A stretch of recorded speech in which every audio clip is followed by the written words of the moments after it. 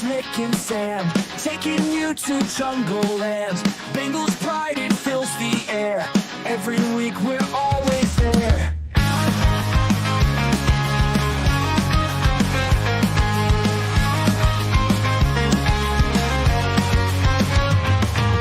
Touchdowns, tackles, all the plays. Bengals roaring every way.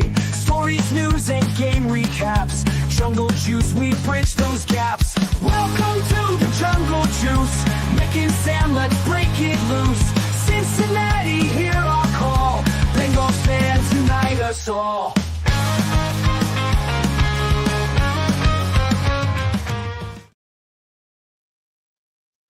Welcome into this week's edition of the Jungle Juice podcast. I'm Sam, and it is actually Mick there. I was preferred who was sitting there beforehand. It was going to be a much more enjoyable show. I was half tempted to just let it ride. We pulled me and my wife, Sam. Oh, yeah. Anybody that knows my wife's name is Sam. We tried to pull the good old switcheroony, and she was going to do the show today. But listen, I was ready for it. I told her, I think it'd be probably just as good of takes. I think some people would probably agree. She'd probably be more positive. I think Lisa would like that. Yeah, Lisa would love her. Yes. In fact, I think Lisa's tell her to met come and meet Lisa wife. at the tailgate. Has Lisa met Sam?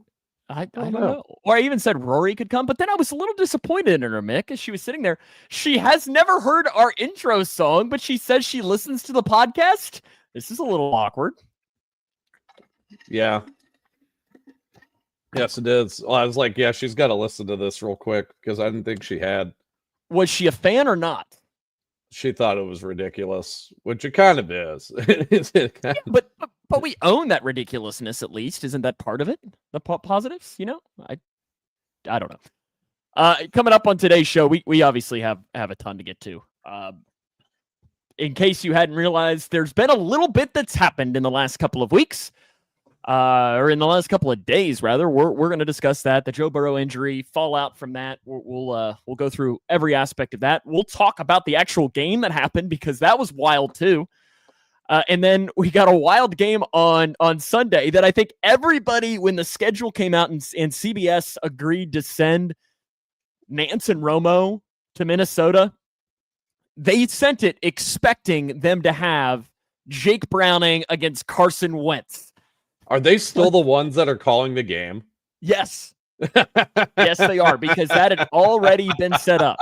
So we'll talk about that. Hilarious. I figured they would have switched the broadcast crews out after the Jake Browning versus Carson Wentz. Nope, they're going or all maybe even in. Desmond Ritter at some point. Yeah, you could have game. that. We'll talk about that a little bit later on as well. But first, we invite you to follow us on our social media channels. We're on Facebook, YouTube, Twitter, all of the different ones for you there. Subscribe in your favorite podcasting platform as well. Give us a 5-star rating. You know, Mick, we were talking last night, and this is typically where we go through the news segment. But as I brought up to you, I was like, really, the news segment would all be fallout from the biggest news, which happened early in Sunday's game. So I feel like that's just what we have to talk about first, and that was the toe. Yeah. The toe of Joe Burrow. You know, November of 2023, we had an episode dedicated to a group therapy session for a moment like what happened on Sunday when Joe Burrow tore his wrist ligament and was out for the rest of the season. Now I think we're all just numb to it. That's not a great point that I just made, but yeah, it happened, and then you're just like, well, shit, Burrow's out, you know. Oh gosh. So yeah, that happened. I don't know if we want to get into the details. You want me to do it? Yeah, or if you want, he has the turf toe, which is a very misleading name name for an injury. Like you hear turf toe, and everybody's like, oh, well, that sounds what like it is here. And let's see, did I actually do it? So I actually came prepared for once, Mick. So I have here, look at this. I have a fancy schmancy graphic up there, but honestly, I don't know about you, but I'm a visual person. Like I need to see things.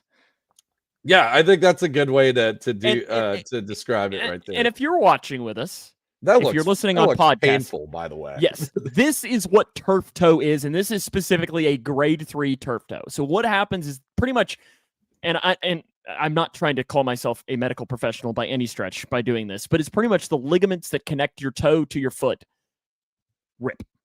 Yeah. It's That's it's the like the very, ACL very of your basic. foot, right? Or is that a good way to put it? Like, Probably.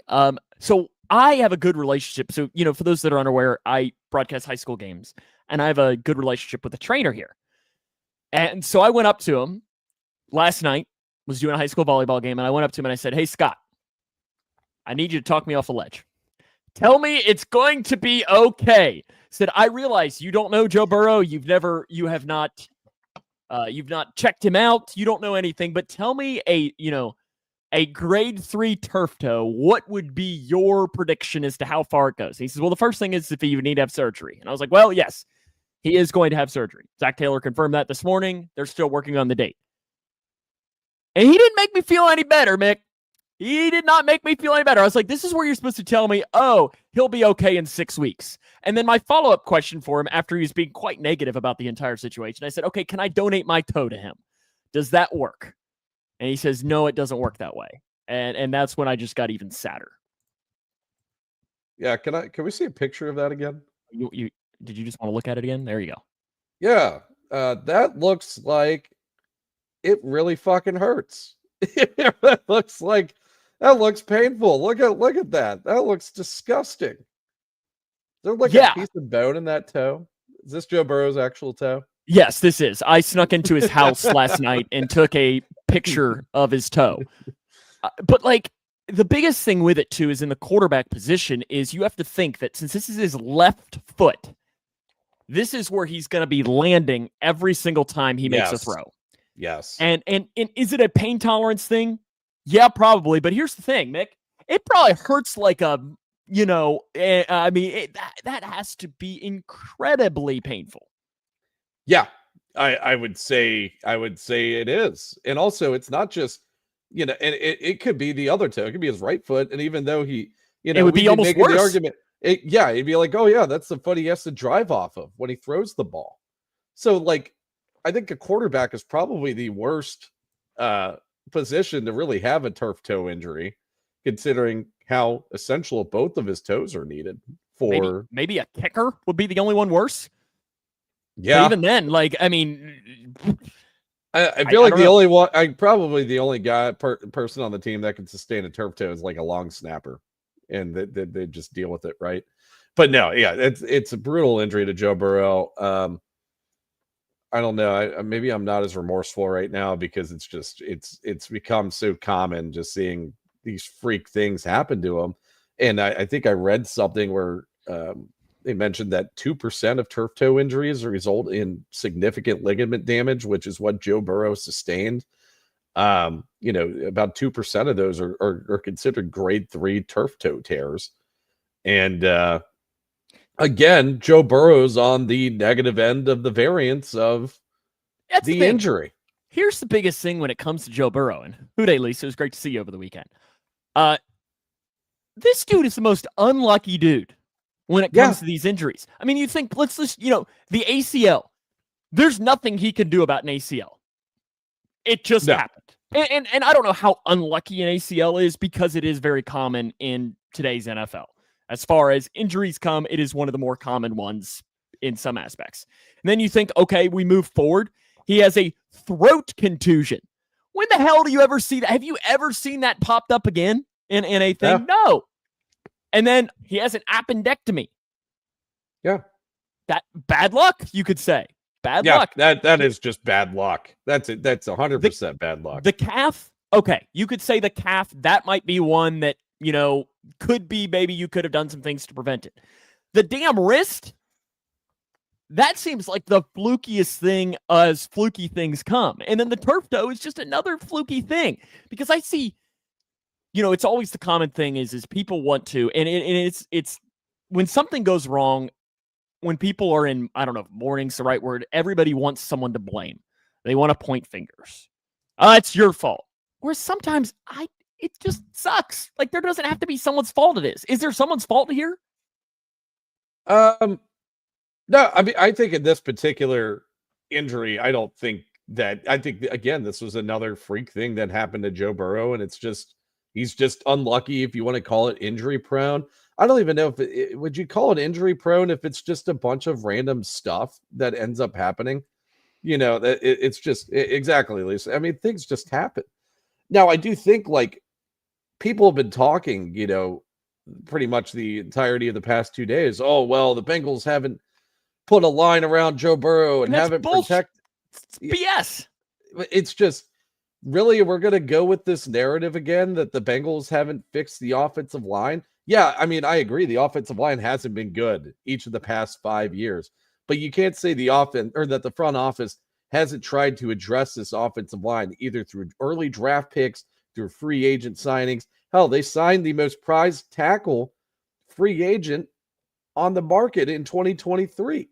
So I think we got to stop pointing fingers of, oh, the front office hasn't put a good line around them, or or it's the offensive line coach's fault either, because we've gone through 3 of these guys and we have yet to see a good offensive line under the Zach Taylor era. You can maybe make an excuse during the Jim Turner seasons. Oh yeah, that line was really bad. I don't even know if it was a Jim Turner fault for those 2 seasons. Really just a front office mishap. You still were throwing guys like Cedric Ogbuehi and Bobby Hart out on the field during those seasons. Billy Price. I mean, that was just, you tried to address it with Billy Price, but he never ended up panning out. Yeah. And I mean, they've done a lot to it. I mean, you look, and you mentioned the Orlando Brown Jr. They gave him the most guaranteed money I think they'd ever given to a free agent player in history, in Bengals history. Gave him guaranteed money. That was from outside of the organization. Correct. Yeah. Your right tackle, you use a first-round pick on him. And then you think back to the 2022 free agency period. In like the first 15 minutes of free agency, they sign a guard and a center immediately. So the narrative that the Bengals haven't done anything is just tired. And I get that the Bengals front office is an easy target. And listen, part of that is their own fault. But what drives me crazy is the fact that you can't actually do the research to find out and create a take that's actually accurate. Yeah. I mean, it's tough, but we can't be pointing fingers at offensive line coaches and in the front office in this regard. It's one of 2 things. And I think that, you got to boil it down to, is it Zach Taylor's scheme when Joe Burrow's on the field, or is it Joe Burrow playing a little too recklessly at times? It's probably a little bit of column A and column B at this point. And I think that, we saw during the game, I thought we saw like 2 almost entirely different game plans when Jake Browning was out on the field versus when Joe Burrow was out on the field. And I think we're going to continue to see more of the same in 2025 with Jake Browning under center. But we all know that Joe Burrow likes having as many weapons on the field as possible. He relies a lot on pre-snap to get the ball to the right guy. He likes having his options out there, right? When you have so many options out on the field, that it's a trade-off in that regard. You have more weapons, that means you have less blockers, and makes your offensive line look bad at points.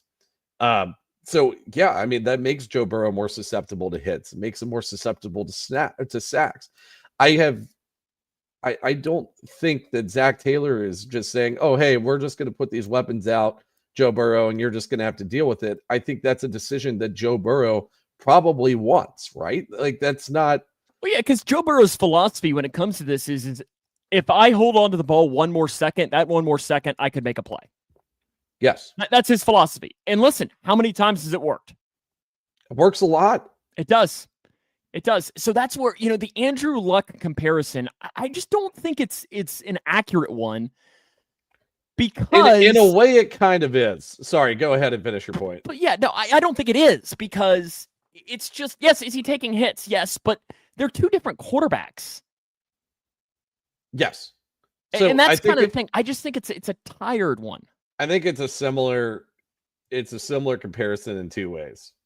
One, Andrew Luck sustained freak injuries like Burrow has sustained freak injuries. Like, hell, whoever heard of a quarterback having a lacerated kidney and they were out for the rest of the season, right? That's probably crazy. Joe Burrow will, and that's just at some point. Yeah. I was about to say, when's the lacerated kidney going to happen? Mm-hmm. And 2, Andrew Luck, I think, played the position a lot like Joe Burrow does. I mean, it's kind of reckless to a point. I mean, hell, remember watching that play against the Commanders in preseason where Burrow is literally just scrambling around for his life and playing absolutely reckless football, and it's a week 2 preseason game.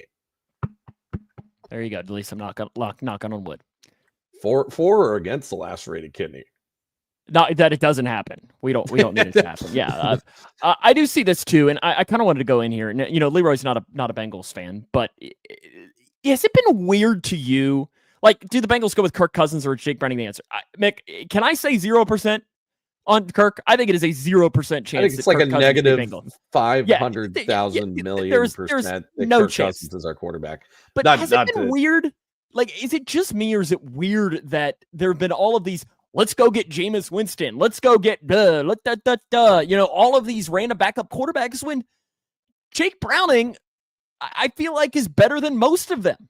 Yeah, I mean, we're not too far removed from Jake Browning playing fairly decent football for this team as a starting quarterback. Like, we know the guy could get it done. He did it on Sunday, albeit throwing 3 interceptions in that game. He still kept the offense on schedule at points during that game and scored points. Hell, the offense hung up 21 points on the Jaguars in the second half, and that's with 2 of those picks being thrown. So, I guess, if we want to talk about a confidence factor in Jake Browning, I think I'm confident in him going at least 500 down the stretch. Well, I guess you have an odd number of games. I am comfortable. I am confident in Jake Browning at least potentially finishing 8-7 over the stretch of the next 15 games towards the end of the season. And we talk about a Joe Burrow timetable return, depending on how his rehab happens. Optimistically, they're saying 3 months, so that would be about the Ravens home game. The Ravens home game, December 14th. That is probably the most optimistic outlook from what I've heard and read. It's probably going to be closer to 4 months, which would be right around the time of the wild card round of the playoffs. If you can play 500 ball for the rest of the season, you can go 8-7 throughout the rest of the season. This team should be in the playoffs, and that's where that 2-0 start is huge. So, yes. You did accomplish what you wanted to get done, and then but what cost? It's the Thanos meme, but what did it cost you? And just a picture of Joe Burrow. So I don't think a lot of us are hopeless in this situation. I think that we are kind of tired of the storylines of Joe Burrow getting hurt for very long periods of time throughout the course of seasons. Like, it's a tired narrative that fans just hate to be in the middle of. Like, it's like Groundhog Day in a sense. But I think I don't know. What's your confidence level in Jake Browning? Yeah, it's higher than Jameis Winston or Kirk Cousins. Yeah, I think it is. And listen, Bengals have made some roster moves as well. They moved Joe Burrow to IR, which I don't think was any surprise whatsoever. And they move Brett Rapine to the active roster, so he was added to the team after they got rid of that. They didn't pick Mike White over Brett Rapine for that. Let's get to the active roster. So they're moving him up to the active. He's been on the roster now for a couple of weeks. Sean Clifford, they signed him to the practice squad. He's a local guy. Went to St. X, completed 1 pass for 37 yards for the Packers. And you got ahead of me, Mick, because do you hear what that sound is? What is this? The red towel, because I thought somebody was shooting a gun in here. Mike White is a hilltopper, Mick. And we're just going to play this in the background. I think I might just play it on loop for the rest of the show. Stayed up and cheer, Mick. You're going to be doing the show solo then. See, we got to wave the red towel. Go Tops. Mike White, former Western Kentucky hilltopper, is in the Cincinnati Bengals practice squad as well. And Mick, I think I've told you this story before, but do you know? Turn this off. No, absolutely not. It needs to play while I'm talking about Mike White. Let me finish my point. Well, you might as well get into the Mitchell Tinsley thing too while you're at it. No, it'll come later. No. Let me talk about Mike White. Mike White, I'm one of the main in the NFL. You know this, right? Because a couple of years ago, he was at Western Kentucky. I sat in the press box next to one of the scouts from the Eagles. And he was asking me questions the entire time about Mike White. Like, how is he as a person? Is he a good guy? Mick, I'm going to be honest with you, I'd never met Mike White. At that point, I'd never even interviewed him, but I talked him up like crazy. It's like, oh, he's a great guy. Does things in the community. Good with charity. Team leader. They love him. Everything that goes with that.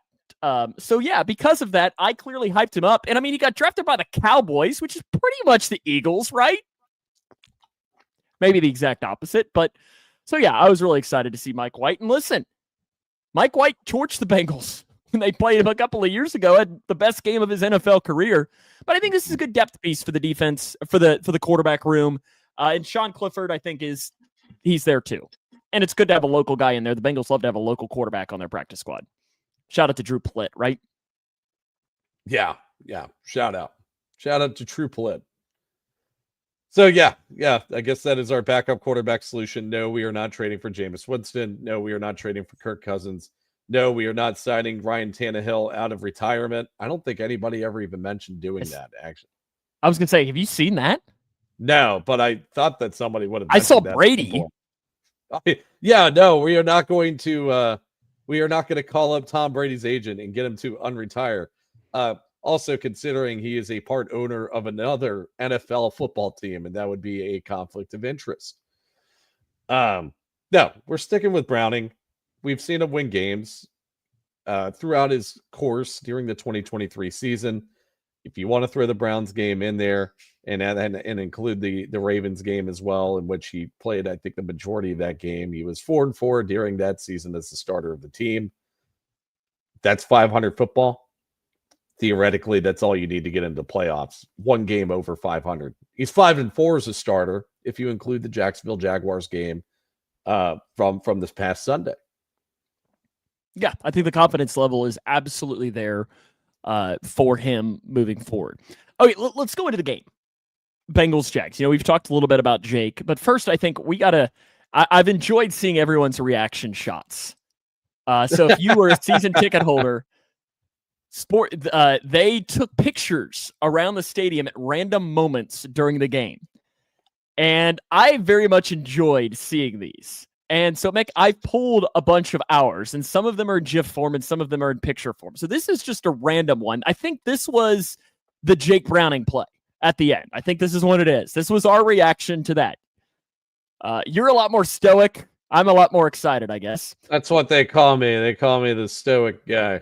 Oh, no, actually, this is the Jake Browning touchdown. So, yeah, maybe that is it. So there you go. There's us celebrating the Jake Browning touchdown. And we're giving it. Yeah, we hugged a lot during that game. That's what happens when we drink. This is me watch football. At the beginning. Mick is sitting down eating, and I am currently destroying some Skyline cheese conies. Yeah, you're eating some glizzies covered in meat sauce, and we got me eating a pretzel. I like that you're just doing this. This is when Joe Burrow was announced onto the field. And you're chowing down on a pretzel, which I appreciate. I have finished my my Skyline, but you are clearly enjoying your pretzel very much, and I very much enjoyed this one. This one, though, makes me laugh. This is when the Jags scored their touchdown. Are you ready for our... I think this is like their first quarter touchdown. Are you ready for our reaction? Yeah. We are... Oh, wait. There we are, sitting down. So we're sitting down at this point, and look how unenthused we are. You clearly lean over to tell me something. I say something back. It's kind of funny. This is the best one. The Mitchell Tinsley touchdown. Our reaction. Even you, Mick, was impressed by the Hilltopper. Jordan Battle's interception. I'd love to know what we're talking about, but also what I'm wondering is in the last sequence of this, what are you doing? I have no effing clue what the hell I was doing there. I don't think that's a water bottle. Is it? No, and I wish I could stop it. Or maybe I can go back through and look. But I don't know what that is in your hand. I didn't think I had anything in my hand there. I was pointing at something. Yeah, I don't know, but it made me laugh. And then this one, after the crowd, chat, what do you guys think I was doing in that GIF? Yes. What do you think he was doing? What is that in his hand? Because I don't know. It looks like you're maybe drinking a pixie stick, but I didn't see you take a pixie stick. It does. I definitely don't have a water bottle in the hand during. No. And this earlier one, part when of it. Evan McPherson hits his field goal, Mick decides he needs to go to the bathroom. And I just love you just walk off the screen, walk off the screen, walk off the screen. And I don't know why it makes me laugh. But yeah, I have no idea what you're doing in this. But it makes me laugh. And then there you go. Me chowing down on my Skyline. Just inhaling cheese cookies, which I did eat very much. Okay. Those made me laugh. I enjoyed those. If you're a season ticket holder, go to the inbox of the Bengals app and you get the link for it, and you can download them for free since you're a season ticket That's holder. pretty sick. Yeah, it's that's pretty awesome. I doubt they do that every game, but I kind of wish they would because I enjoyed being able to see it. That was fun. Okay. Bengals Jags. What a wild game. What a wild game for many reasons. We've talked about the Burrow injury, so let's just take that, crumple it up, and throw it off to the side. And let's talk about the offense here. Was it a Zemo? No. It didn't look like it, but that's not a bad, knowing you, that's not a, but I've never seen you put one in that way. No, I would not put in a Zemo that way. I hope not. I'm going to look and see if I can pull that exact frame while we're talking. But the offense, Mick, to me, the biggest takeaway was when your quarterback goes down, you need to turn towards your dudes. And the best wide receiver in the NFL last year, Jamar Chase, had a big game. 14 for 165 and a touchdown. When they needed him, he stepped up. Yes, he did. And kudos to Jake Browning for getting him the ball when it was due. I like that they had Jamar a little more in the quick game after the Joe Burrow injury. Saw a lot of short routes by Jamar. You saw some a little what do you want to call it, an end around, or one where they kind of Browning just kind of pushes the ball to him and then he just runs around the line there. I would assume that's an end around play. So you have that. You saw a lot of good throws from Jake Browning on deep outs to Jamar Chase as well. You saw some incredible throws by Jake Browning, and we'll talk about the interceptions too while we're at it. But yes, they got Jamar in as often as they could have during this game, and I would assume Jamar Chase fantasy owners were very happy with the outcome. I have officially just found out what it is, Mick. Here, I'll bring the picture over here. But now it is cracking me up, I think, more. Sorry, I'm getting distracted by this. I'm going to pull it in. It's not a Zemo. No, it is not. It's nothing. It is nothing that is actually in your hand whatsoever. And hopefully this picture will be big enough. I got to make sure I'm muted here since I'm going to be entering the studio on another end. Okay. I'm dual monitoring here as we're talking, but I think this at least makes me laugh a little bit. Okay. Let's see here. I might be able to just put it up here. You're giving a thumbs up at somebody.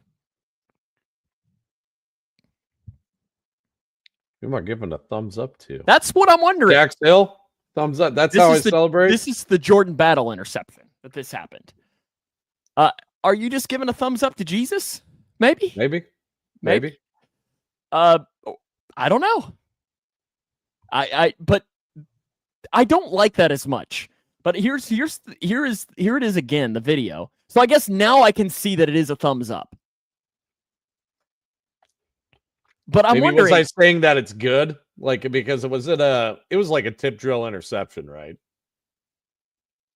No, I think he got that one pretty clean. I don't remember. But again, okay. And I am clear, or maybe you're just giving me a thumbs up like I'm making a great point as for once. I don't think that happened. Maybe you are pulling a tray. You're pointing to the sky. Okay. Back on the offense here. You mentioned you were talking about Jamar, and you were talking about the interceptions, so for Jake Browning. Why don't you get negative a little bit? You've been too positive in this really depressing day about Joe Burrow. We need to get some negativity in here. Lisa, I tried. He has to be negative at least sometimes. So, although I think Jake Browning had a much better performance than the grading turned out to be, it wasn't a clean game by Jake Browning by any means. So, 21 completions, 32 attempts, 33 dropbacks, 66% completion rate, A little 241, reckless. 2 touchdowns, and the 3 interceptions. 2 of those interceptions were reckless. You had one where he was throwing pretty much exclusively to Jags defenders. I think that was his first interception of the game there. There was one to Devin Lloyd where I think he just missed the throw, but the wide receiver was wide open. I think that he wasn't timed up with I think it was Noah Fant on that target if I'm correct. Or Fant, or maybe it was Gesicki, was or Yoshi. It was one of the 80s. Was doing a crossing route from the right side of the field to the left side. You could just tell that Jake Browning was behind on that throw, and Devin Lloyd jumped the pass. But yes, you saw a little bit of recklessness out of Jake Browning, but also, Lisa knows you well. Lisa knows you well. She does. You saw some really good throws out of Jake Browning too. I mean, they're saying only 2 big time throws, but I could probably count at least 4 that I was particularly impressed with. And one of them might have been the PI call at the end of the game on Travis Hunter. But when I started out the second half, that deep out to Jamar, about a 20, 25-yard play. Beautiful throw by Jake Browning there. Really kind of set the tone of that drive, which ultimately led to... What did it lead to, Mick? I was waiting for you. Yep. Okay. There we go.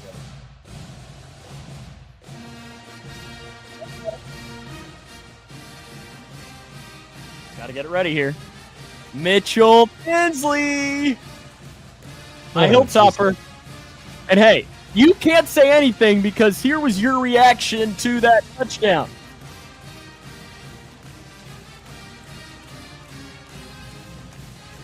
You were impressed.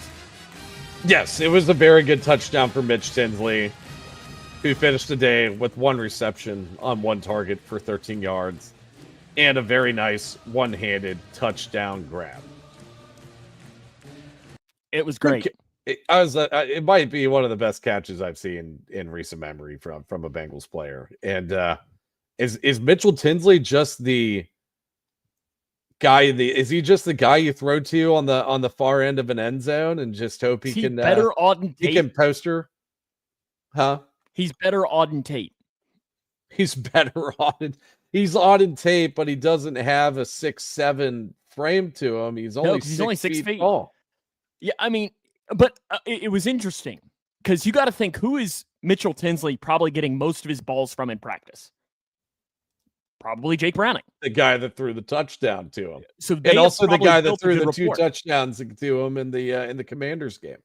Now I'm surprised, Mick, that you didn't bring up did you see the flag that was thrown on that play? And do you have a video of that? No, I do not. But did you see it fooled CBS? Yeah. They thought there was a flag. I didn't see it full CBS. They thought there was a flag on the play. Because when I went back and watched it, I was like, flag on the play? I was like, I don't remember there being a flag on the play. And then I went back and watched it again, and I was like, oh, something's flagging. We can say it was not us that threw it. No, we were on the opposite side of the stadium there, from where that unidentified flying object, a UFO, where that UFO is. I guess it's more of an IFO, an identified flying object, because I think everybody knows what it was. What was it, Gormley? This is a children's show, Mick. Kids watch this show. I've already dropped like 2 F-bombs during this show. Yeah, but they know not to listen to you. They know not to listen to you. The kids do. That's at least what I've been told. Yeah. Listen, I laughed about it. The offensive line. The left side of the line. Orlando Brown Jr. and Dylan Fairchild, great bounce back days. You look at the grading. OBJ 85.9 pass blocking grade. Dylan Fairchild 84.9. Maybe it's almost like they weren't facing Myles Garrett. Yeah. They were like, oh man, we've already faced the hardest guy we're going to play this year. This is going to be cake. Dealing with Trayvon Walker. Yeah, Apparently it was. there is just a smidge of a difference between those two, even though they both were number 1 overall picks, right? Yeah. And also, I mean, I think Amarius Mims was kind of dealing with Josh Hines Allen for the majority of that game. Didn't do too bad against Josh Hines Allen, or really just in general through the game. I mean, the pass blocking grade is 60.3, which isn't going to wow your socks off by any means, but it's But going up against an elite pass rusher, that's not too terrible. Yeah, no, exactly. It was what you would expect from a decent tackle going up against a guy like Josh Hines Allen. So yeah, gave up 2 pressures, no QB hicks, no sacks. I wish that PFF could break down the pass blocking grade between when Joe Burrow was on the field and when Jake Browning was on the field, just to see if there was like a scheme difference that made the offensive line feel a little more comfortable doing their jobs. I think that there probably was something there, honestly. I didn't really note anything wrong with the offensive line after Joe Burrow went down. Mims, around that point, left for 6 snaps with an injury. And they put in Cody Ford, Mick, who turned out and I had to check this a 0 pass blocking grade. This is the funny thing, Mick. I honestly think you could have gone out there and at least gotten like a 0.1. I don't know about that, but yeah, 0 is pretty bad. Well, I mean, it can't be worse. Yeah, there's a reason why Cody Ford's not starting. There's a good reason why Cody Ford's not starting, and also, if Amarius Mims goes down for an extended period of time, we are screwed. Yes, or Orlando Brown Jr. Really, if any of those tackles go down, we are screwed. Really, if any of the linemen go down. Yeah. If any of them go down, we're going to have some issues. Run game again. Non-factor. Chase Brown, 16 for 47, 2.9 yards per carry. Here's a stat for you, Mick, and I'm going to ask you whether this is a cause for concern. You know, that opening drive of the season, Chase Brown went 7 for 29, averaged 4.1 yards a carry. Since the opening drive, Chase Brown has 30 attempts for 61 yards. Is that a cause for concern? Not yet. You got to wait for the season to kind of unfold a little bit, let him gather his bearings a little bit. I'm not too concerned about what Chase Brown is going to be this season. It wasn't a great performance. It wasn't good. 56.9 run grade, an abysmal 2.19 yards after contact, no breakaway yards, converted 4 first downs. Was okay in the pass game, 2 catches, 18 yards. It wasn't great. It wasn't good. I'm not too concerned yet. It's at least there for me. You're going to have to start seeing some improvements on that, and it's not going to get any easier because you're still going to be playing some really good defenses over these next couple of weeks. Anything else you want to mention on the offense? You want to hop over to the defense here? Let's hop over to the defense. Biggest standout for me was Cam Taylor-Britt. Bounce back game? Yep. Highest coverage grade for CTB since week 2 last year. When that's the game he had the crazy interception. The insane interception on Xavier Worthy. Let's hope that week 1 was an anomaly and he just had a bad day, and this is the CTB you're going to be seeing all season long because, damn, they need him. Yeah, no, he came back in a huge way today, and I think that Zach's little coach speak may have helped out a little bit in that sense. He pretty much said, I think CTB kind of owned up to having a really bad game against the Browns and was like, oh, well, I'll do better. And then Zach pretty much came out and said, I see better than I hear. And CTB definitely came back huge. And kind of just proves my point from last week. You just get 2 opposite ends of variance when you see Cam Taylor-Britt play outside corner in the NFL. You're either getting a really, really bad game out of CTB, or you're getting a game like this one where he's putting up an 86.6 defensive grade and an 86.2 coverage grade. And it was huge. His presence was huge, especially when DJ Turner kind of had a down game compared to what we saw from him in week 1. You saw CTB come up big in this game. And then just to add on to the secondary of things that I liked, Dax Hill did give up 9 receptions for 94 yards, but still graded pretty well, 72.7 coverage grade. Obviously had the interception, 64.4 passer rating allowed when targeted. I thought he played pretty well in this game, especially on the run, especially in the run game too. I thought he made a couple of really nice stops in there. So I was happy with that. And then another good game from Jordan Battle. So hopefully he could kind of stack those games as well. I think the secondary looks very promising right now. Yeah, you're starting to see what signs of what you are hoping for. Yeah. With this secondary. Trey Hendrickson only had 1 sack, but that 1 sack came at a really nice time. On that last drive, it ended the game. At that point, the Jags really needed a miracle anyways, but that's when they got the snap off like half a second left and started throwing the ball everywhere. And he was also the driving force of that interception by Dax Hill. That's exactly what I was getting ready to say, is I think he gets credit for half an interception. He should. Because I don't know. I guess when we kind of watch that play, and this is what happens when you don't watch the game on TV, you don't get to see replays because you're too busy high-fiving and cheering. And in our case, we hug. Well, I guess I don't have a Dax Hill interception. I don't think we have a Dax Hill interception reaction on here. I don't. We're going to say it was probably something similar to this, though, Mick. That was probably what you did. But yeah, I mean, I think I remember watching it. I was like, oh man, that was a good read from Dax Hill. And it was a good read from Dax Hill, but Trey causing the pressure probably, or it caused Trevor Lawrence to make an errant throw, to make an errant decision. And that's what you need out of your pass rush. So yeah, it was good seeing Trey get back out there again and have another elite performance, which is why we have him on the field.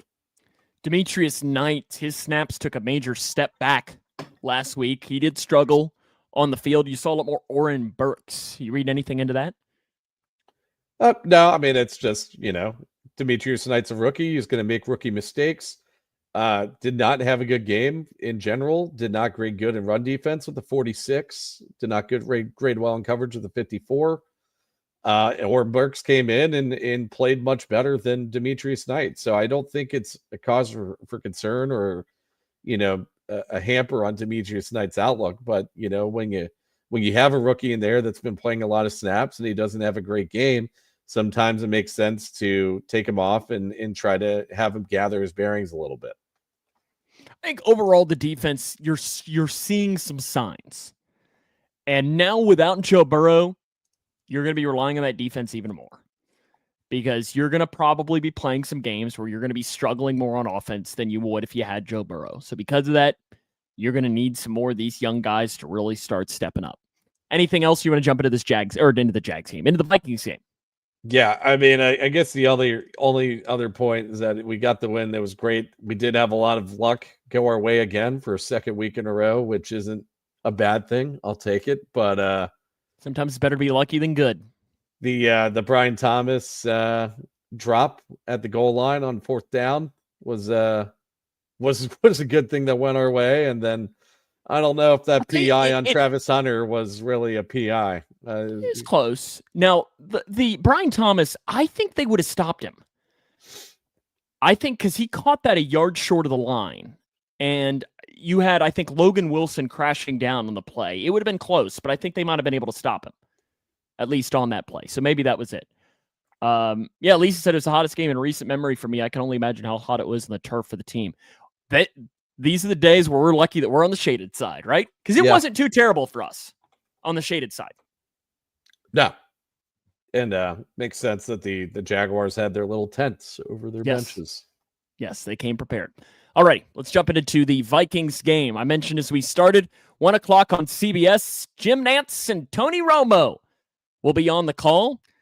This is an interesting stat for you, Mick. The Bengals lead the all-time series against the Vikings 8-7. You ready what makes this interesting? They are 8-1 in Cincinnati and 0-6 in Minnesota. The home team almost always wins this game. The official. Do you see who it is? Is it Torbert? Ron Torbert will be the official for the no. Bengals and the Vikings. Bengals have a winning record, 10-5, but of course, Super Bowl and AFC Championship with old Ron Torbert. He will be the official on Sunday. Yay! Injury report. Shamar Stewart did not practice. He's not expected to play this week. CTB and Logan Wilson both popped up as limited. As we talk about every week, Mick, limited on Wednesday probably means you're good for the weekend. Usually, it does mean that. For the Vikings, Christian Darrisaw went full, which is a big addition to them as their starting left tackle. However, Ryan Kelly, their center, has a concussion. Did not practice today. Thing with concussions, as you well know, Mick, there's no way to know whether he's playing Sunday. No way to know. Protocol, you never know. He could clear protocol tomorrow and be good, or he could be 2 weeks before he clears protocol. That is a big thing. And then, of course, J.J. McCarthy, not that this is any big deal at all, did not practice. I think they're better off with Carson Wentz. That's just Oh, shut up. How did J.J. do last week, huh? Yeah. It's what happens when you're still a young quarterback in the NFL. Is that what it is? And you're dealing, I would assume he looked like he was dealing with a lot of pressure. Now, he didn't handle the pocket very well during the game against the Falcons by any means. Definitely needs to improve in that regard. But I imagine that if he had Christian Darrisaw out on the field, which he hasn't had the past couple of weeks, that pressure probably wouldn't be crashing down on him nearly as hard. If you've never listened if you're new to listening to the podcast, Mick is a big J.J. McCarthy guy. Big J.J. McCarthy guy. And you own it. You own it. You think he is a future elite quarterback, correct? I don't know about future elite quarterback, but I think he's going to be a pretty good quarterback in this league. I mean, but so where the way I always like to ask him when it comes to this, J.J. McCarthy, when he hits his top, is he a 6th to 10th best quarterback, 10th to 14th, 15 to 19? Where are you? I think he'd be like a fringe top 10. So yeah, I mean, Okay. I'd say probably 8 to 12. Okay. That's probably where I would see it. Okay. Bengals offense against this Vikings defense. The pass rush on paper, you got some names. You got some names on that pass rush. Jonathan Allen, Dallas Turner, Javon Hargrave, Jonathan Grenard. You got some names. Now, the grading this season for the pass rush hasn't necessarily been great for the Vikings, though. It never is. It never is. They just get production because there's nobody that blitzes more in football than Brian Flores. It's kind of a weird phenomenon with him. But they do have some dudes on the pass rush of this team. So I think it is going to be somewhat of a formidable test. But yeah, nobody's particularly grading well right now. I mean, really, out of all those guys, your best pass rusher has been Jonathan Grenard. He's only grading a 65 in pass rush right now. So that is something to take note of. But also, Zach Taylor also has to take into account the amount of blitzing that Brian Flores is going to throw at him. Are we going to see a fight on the field between Zach Taylor and Brian Flores? I hope so. Zach Taylor does not like Brian Flores. What is the animosity between them? From the 2019 Marlins game. Yeah, the Marlins game. They went to a Reds-Marlins game in 2019. Talking about the comeback that they had in 2019. And there was the fight in that game. And something happened in that game, and I don't remember as to what it was, but Zach Taylor has kind of held a grudge against Brian Flores. Now, they could have made up by now, but it's still at least worth mentioning. Now, if there is a weakness, we can say the corners on the team this year have not graded well at all, with Isaiah Rodgers and Byron Murphy Jr. Maybe that's something you can exploit if you're the Bengals. Yeah, hopefully it is something they can exploit considering the wide receiver talent that the Bengals have on the team. Yeah, I mean, the coverage grade right now to start the season for the Vikings is a 43.6. That's good. That's good for 30th in the league right now. And they don't have those guys at corner. Who's worse? Did you write it down? I'm intrigued as to who's Bears. worse. I have it up. Bears and Commanders have graded worse Okay. at the corner position so far. Interesting. I wouldn't have thought. Well, I guess Commanders, yeah, they did play Right some good now, teams. then coverage grade, the Bengals grade 10th in the NFL, by the way. You look at the PFF defensive rankings, they're They're solid. 7th. They're 7th Now- in the NFL. Yeah. Now, Browns and Jags will help with that. But Jags offense, I don't think is bad by any stretch. No, I think the Jags offense did a pretty decent job of moving the ball down the field at various points, but you did have miscues. I mean, they did have miscues against the Bengals that the Bengals capitalized on at points. Now, the biggest question with this is the Bengals defense against this Vikings offense. And Carson Wentz will start a quarterback for the Vikings. Remember him? Former top 5, second pick, was he? Number 2 overall pick, was the front runner for the MVP in 2017 before he tore an ACL. Actually, And did he Nick still Foles. win the MVP that year? Oh, I don't remember. Nick Foles, I think, should he have. did. I think but- Brady might have won it. You've got, of course, some good weapons as well. Now, big thing to mention is that, Jordan Addison is still suspended for this game, so he will not play. That's one of the weapons that you don't have to worry about, but they still have 1A and 1B. You're going to see the 2 best wide receivers in the NFL playing on Sunday, one on each side of the field. And you have Justin Jefferson playing for the Vikings. And then TJ Hawkinson is a little bit of a worry for me because you saw the Browns really go to the tight ends a lot. And Hawkinson is better than the Browns, than Harold Fannin and David Njoku, in my opinion. So that is going to be something to watch. Yeah, I think that's a good point there. And then also you have a run game question mark for the Minnesota Vikings. You have Jordan Mason, who's going to be taking the bulk of the snaps back there with the injury to Aaron Jones. And there was points definitely during the Bears game where I thought Jordan Mason looked really good. And we've seen this run defense get gashed at some points during the Jaguars game. Now, how much of it is just they got Travis Etienne on the outside and they were running a little more gimmicky plays to get the run game going, I guess remains to be seen. But I think that's a point of emphasis to watch during the game is how Jordan Mason is going to play against this run D. Yeah, because that led right in. Can they slow down the running attack? If they can, they win this game, I think. The Jake Browning revenge game.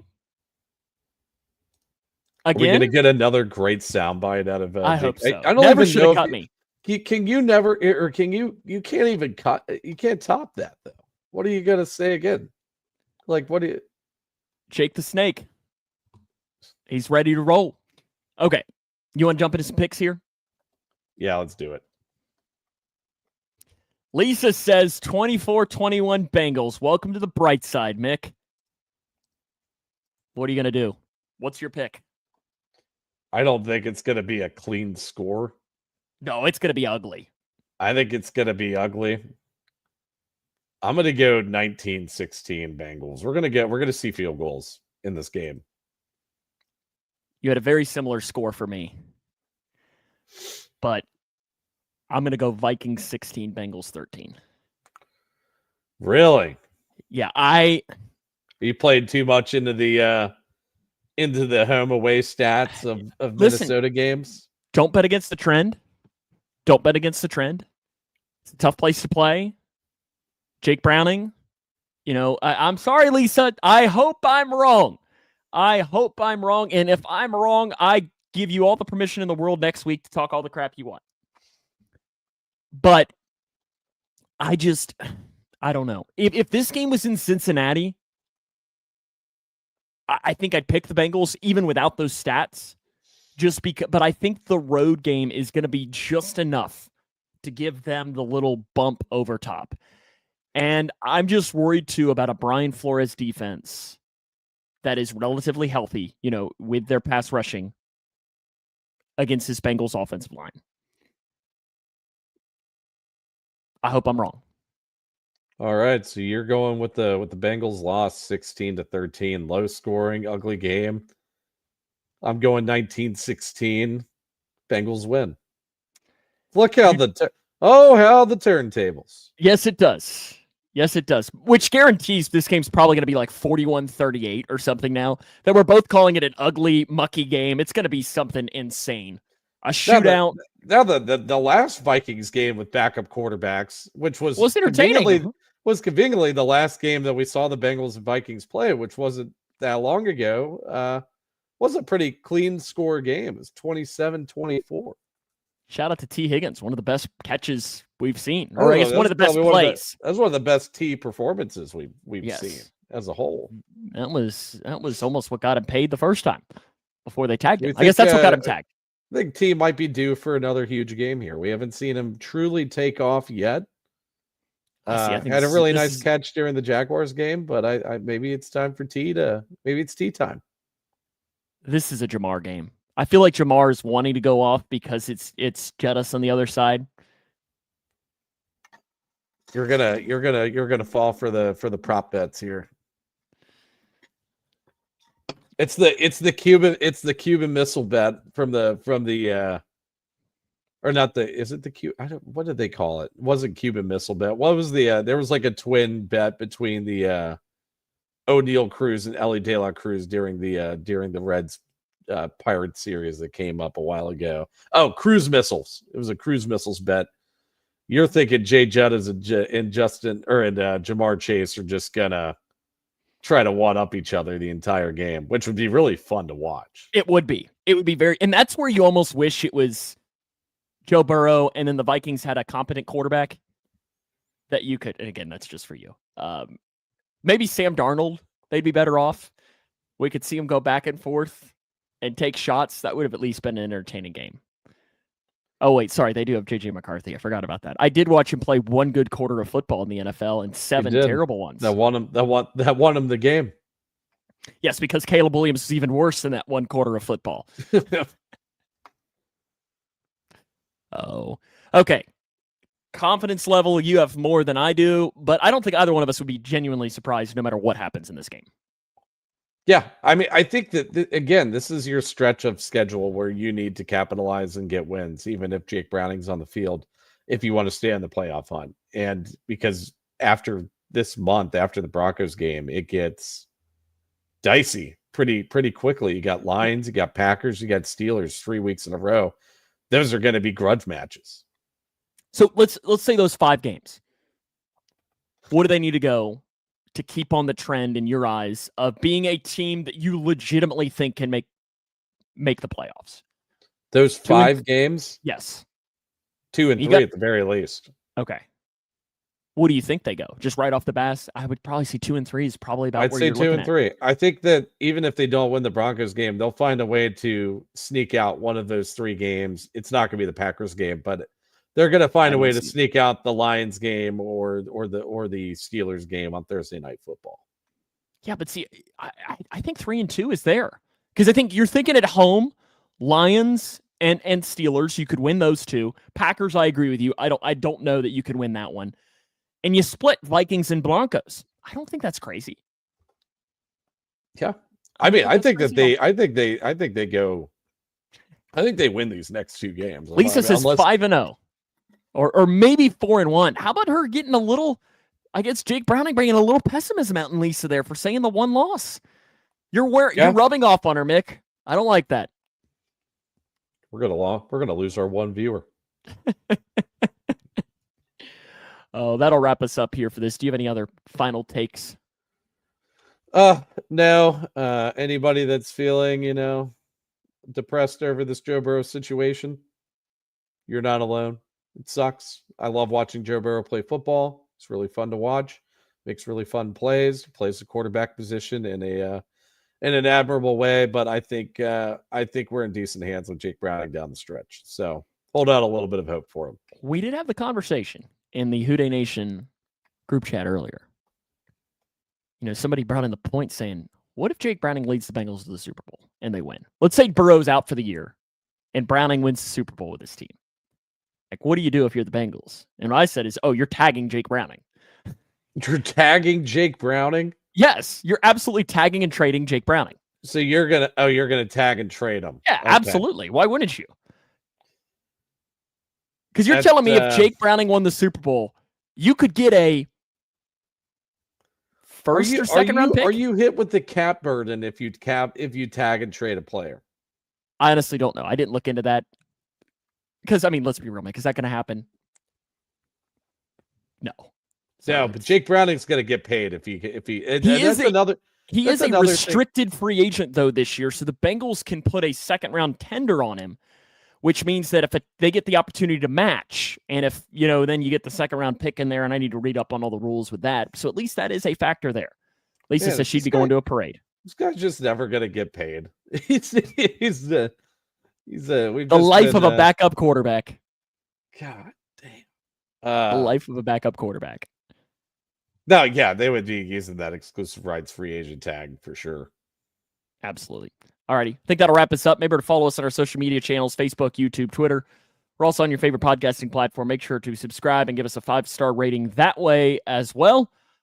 Mick, hopefully I'm wrong and you're right for Sunday. Bengals and the Vikings, old Ron Torbert, Tony Romo, all of your favorite people in one location. In God, Minnesota. I can't wait to listen to Tony Romo and Jim Nantz call this game.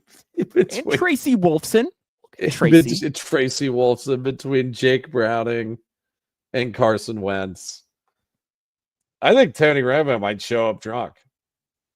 I would show up drunk if that were the matchup, and it's week 3 in the NFL season, and I'm CBS's #1 broadcaster. I won't deny to you that there have been some games that I've had to call that I've wanted to show up drunk because it would have made it a little bit more interesting. But Mick, I am a professional. Heck, this podcast I've wanted to sometimes. What are you drinking there? Water. Oh, okay. Just water. All right. That'll wrap us up. Have a good week. We'll see you next week. Yep. Who dey?